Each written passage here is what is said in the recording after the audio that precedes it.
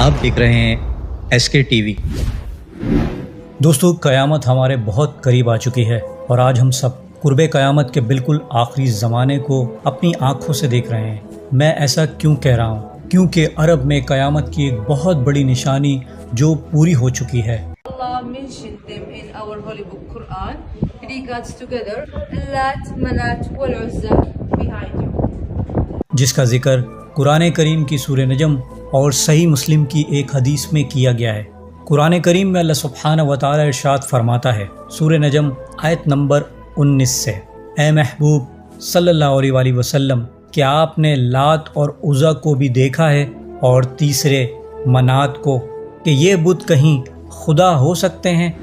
دوستو، سورہ نجم کی ان آیات میں لات اور عزا اور منات کا ذکر ہوا ہے، اور یہ ان بتوں کے نام ہیں جنہیں مشرکین مکہ پوجتے تھے۔ اور ان آیات میں اللہ سبحانہ و تعالی ارشاد فرما رہا ہے کہ کیا تم نے ان بتوں کو تحقیق اور انصاف کی نظر سے دیکھا ہے؟ اگر تم نے اس طرح دیکھا ہو تو تمہیں معلوم ہو گیا ہوگا کہ یہ بت محض بے قدرت ہیں اور اللہ سبحانہ و تعالی ہی کی ذات قادر اور برحق معبود ہے۔ اللہ کو چھوڑ کر ان بے قدرت بتوں کو پوجنا اور اللہ کا شریک ٹھہرانا کس قدر عظیم ظلم اور عقل و دانش کے خلاف ہے۔ جبکہ دوستو، اس وقت مشرکین مکہ ان بتوں کے بارے میں یہ کہا کرتے تھے کہ یہ بت فرشتے اور خدا کی بیٹیاں ہیں، معاذ اللہ۔ اس پر سورہ نجم ہی میں اللہ سبحانہ و تعالیٰ نے ارشاد فرمایا، کیا تمہارے لیے بیٹا اور اللہ کے لیے بیٹی ہے؟ حالانکہ بیٹیاں تو تمہارے نزدیک ایسی بری چیز ہے کہ جب تم میں سے کسی کو بیٹی پیدا ہونے کی خبر دی جاتی ہے تو اس کا چہرہ بگڑ جاتا ہے اور رنگ سیاہ ہو جاتا ہے اور وہ لوگوں سے چھپتا پھرتا ہے، حتیٰ کہ تم بیٹیوں سے اتنی نفرت کرتے ہو کہ انہیں زندہ درگور کر ڈالتے ہو، پھر بھی تم انہیں اللہ کی بیٹیاں بتاتے ہو۔ یہ کتنی غیر منصفانہ تقسیم ہے کہ جو چیز اپنے لیے بری سمجھتے ہو وہ خدا کے لیے تجویز کرتے ہو۔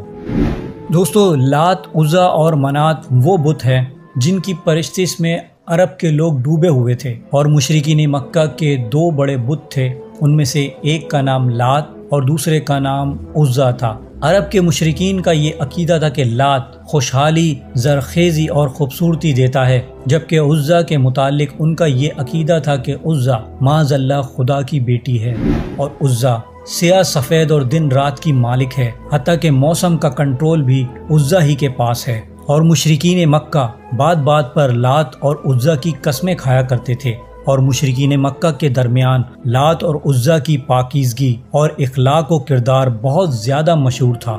دوستو، ہمارے پیارے نبی حضرت محمد مصطفیٰ صلی اللہ علیہ وآلہ وسلم کی ولادت سے قبل عرب میں شرک اور بت پرستی پھیل چکی تھی۔ ان دنوں عرب میں ایک مشہور اور نیک سیرت آدمی تھا جس کا نام لات تھا۔ یاد رکھیے گا کہ عرب کے لوگ کافر نہیں تھے، وہ مشرک یعنی شرک میں مبتلا ہو چکے تھے۔ جب لوگ مکہ معظمہ میں زیارت کے لیے آتے تھے تو لات لوگوں کی خاطر اور مہمان نوازی کرنے کے لیے انہیں ستو پلایا کرتا تھا، اور لات بہت ہی رحم دل اور مہمان نواز انسان تھا، اور مکہ میں آنے والے ہر انسان کی مدد کیا کرتا تھا۔ اور دوستو، اسی طرح اسی زمانے میں عزا نامی ایک شریف لڑکی تھی۔ عزا کے بارے میں یہ مشہور تھا کہ وہ معاذ اللہ کی بیٹی ہے۔ وہ لڑکی طائف کے لوگوں کو ایک ویران مقام سے ملی تھی، اور اس کے والدین کے بارے میں کسی کو علم نہ تھا کہ وہ کون ہے۔ اور جب وہ لڑکی عزا جوان ہوئی تو وہ انتہائی خوبصورت اور حسین و جمیل تھی، لہٰذا جو مرد بھی اس پر بری نظر ڈالتا تو وہ کسی نہ کسی بری بیماری میں مبتلا ہو جاتا تھا۔ لات اور عزا کے چرچے پورے عرب میں پھیل گئے تھے، تو مکہ اور طائف کے سرداروں نے یہ فیصلہ کیا کہ کیوں نہ لات اور عزا کی شادی کرا دی جائے۔ چنانچہ ایسا ہی ہوا، لات اور عزا کی شادی کرا دی گئی، جس کے بعد جب وہ اپنی شادی کی پہلی رات کے لیے کمرے میں گئے تو وہ دونوں ایسے غائب ہوئے کہ آج تک یہ معلوم نہ ہو سکا کہ وہ لوگ کہاں چلے گئے، اور عرب میں یہ مشہور ہو گیا کہ لات اور عزا ہمیشہ کے لیے امر ہو گئے، اور لات کو فرشتہ اور معاذ اللہ عزا کو اللہ کی بیٹی کا درجہ دے کر ان دونوں کے بڑے بڑے بت بنا کر ان کی پوجا شروع کر دی گئی، اور مشرکین مکہ نے کعبے کے طواف کے ساتھ ساتھ لات اور عزا کی بھی پرستش کرنا شروع کر دی تھی۔ دوستو، یہ وہ تفصیل تھی کہ آپ کو معلوم ہو جائے کہ کیوں سورہ نجم میں اللہ سبحانہ و تعالیٰ نے لات، عزا اور منات کا نام لے کر اپنے غصے کا اظہار فرمایا، مگر دوستو آج بہت افسوس کے ساتھ یہ کہنا پڑ رہا ہے کہ جن بتوں کو نبی کریم صلی اللہ علیہ وسلم نے فتح مکہ کے بعد توڑ ڈالا اور ہمیشہ کے لیے کعبہ اور مکہ سے بت پرستی کا خاتمہ فرما دیا تھا، اور آج عرب کے لوگوں نے پھر سے لات، عزا اور منات کے بت بنانا شروع کر دیے ہیں، اور عرب میں کچھ مقام پر تو ان بتوں کی پوجا بھی شروع ہو چکی ہے، اور یہ ہی وہ قیامت کی نشانی ہے جو عرب میں پوری ہو چکی ہے۔ صحیح مسلم کی حدیث مبارکہ میں سیدہ عائشہ رضی اللہ تعالی عنہا فرماتی ہیں کہ میں نے رسول کریم صلی اللہ علیہ وسلم کو فرماتے ہوئے سنا، رات اور دن کا نظام اس وقت تک ختم نہیں ہوگا، یعنی قیامت اس وقت تک قائم نہ ہوگی جب تک عرب کے لوگ لات اور عزا کی عبادت میں پھر سے مشغول نہ ہو جائیں۔ اور دوستو آج لات اور عزا کی عبادت پھر سے عرب میں شروع ہو چکی ہے، اور عرب کے لوگ قیامت کو مزید قریب تر لے آئے، اور آج لات اور عزا کے مجسموں کو ان لوگوں نے تاریخ کا ورثہ بتا کر اپنے گھروں میں سجانا شروع کر دیا ہے، جبکہ سعودی عرب کے لوگ اس قدر جہالت میں جا چکے ہیں کہ انہوں نے قرآن اور اسلام کے احکام کو پیچھے چھوڑ کر ٹویٹر پر سعودی حکومت سے یہ ڈیمانڈ کرنا شروع کر دی کہ جن بتوں کو 1400 سال پہلے اسلام نے توڑ ڈالا تھا ان بتوں کو دوبارہ سے ہماری ثقافت کا حصہ بنایا جائے۔ اللہ ماشاء اللہ، بھائی کیا سوچ ہے ان لوگوں کی، اللہ اکبر۔ وہ بت جن سے نفرت کا اظہار خود اللہ سبحانہ و تعالی نے قرآن کریم میں کیا، وہ بت جنہیں توڑنے کا حکم نبی کریم صلی اللہ علیہ وسلم نے اپنے جلیل القدر صحابی خالد بن ولید کو دیا کہ خالد فلاں جگہ جاؤ اور اس بت کو توڑ کر آؤ، اور آج عرب کے لوگ دین اور اسلام کے خلاف جا رہے ہیں اور قیامت کی نشانی کو پورا کر رہے ہیں۔ مگر دوستو جو بات قیامت کے متعلق ہمارے پیارے نبی حضرت محمد مصطفیٰ صلی اللہ علیہ وآلہ وسلم نے ارشاد فرما دی وہ حق اور سچ ہے اور ہر صورت پوری ہو کر رہے گی، اور آج ہم سب قرب قیامت کی اس عظیم نشانی کو اپنی آنکھوں سے پورا ہوتا دیکھ رہے ہیں۔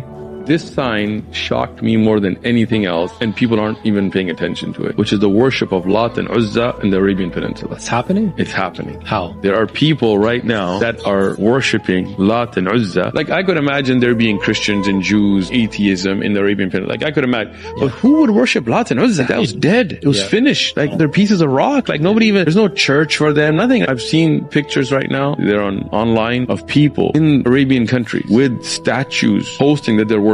But just the fact that it happened, Rasulullah said the day of judgment will not come until people go back to worshipping Lat and Uzza. I said this sign I could not imagine, and it's come true in front of us. اللہ سبحانہ و تعالی عرب کے لوگوں کو ہدایت عطا فرمائے، کیونکہ آج امت مسلمہ ان لوگوں کی وجہ سے ہی آزمائش میں مبتلا ہو چکی ہے۔